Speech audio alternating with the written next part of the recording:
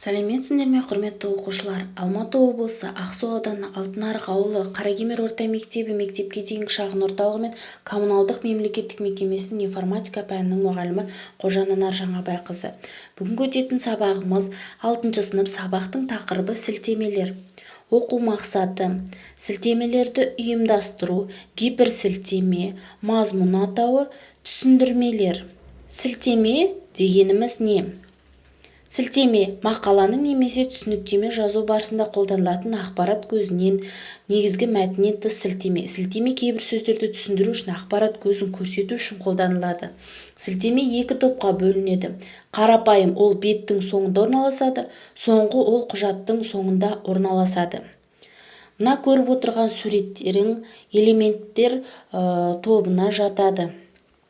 Яғни элементтер тобы бірінші мазмұн, түсіндірмелер, атаулар, сілтеме және әдебиеттік тізімдер, нысандық көрсеткіш, сілтемелер кестесінен тұрады.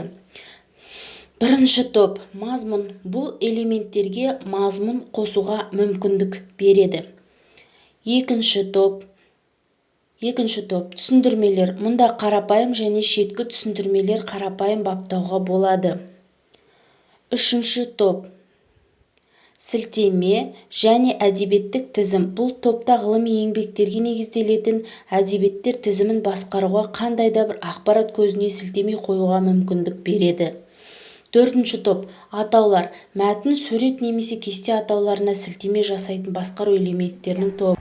Яғни кез келген мәтінге мына жерде бір ерекшеліктер байқалған. Қарасақ, мәшһүр сөзінің жоғарғы жағында 1 деген сан берілген. Яғни бұл жерде мәшһүр сөзіне түсініктеме жазылған, қандай мағына беретіндігін туралы жазылған. Ол үшін мәшһүр сөзіне сілтеме қою үшін сілтеме қоятын сөзіміздің жанына төбе ссылкаға кіреміз. Ссылки, яғни сілтемелер, ставить сноску. Енді астыңғы жағында бізде мындай 1 деген сан шықты.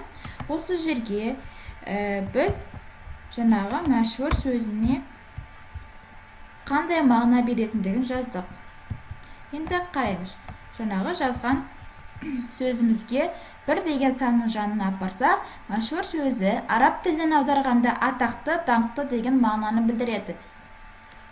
Мәшһүр сөзіне түсініктеме жазылған.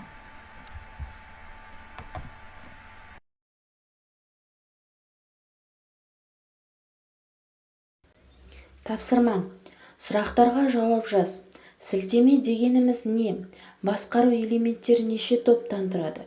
Түсіндірме элементі дегеніміз не?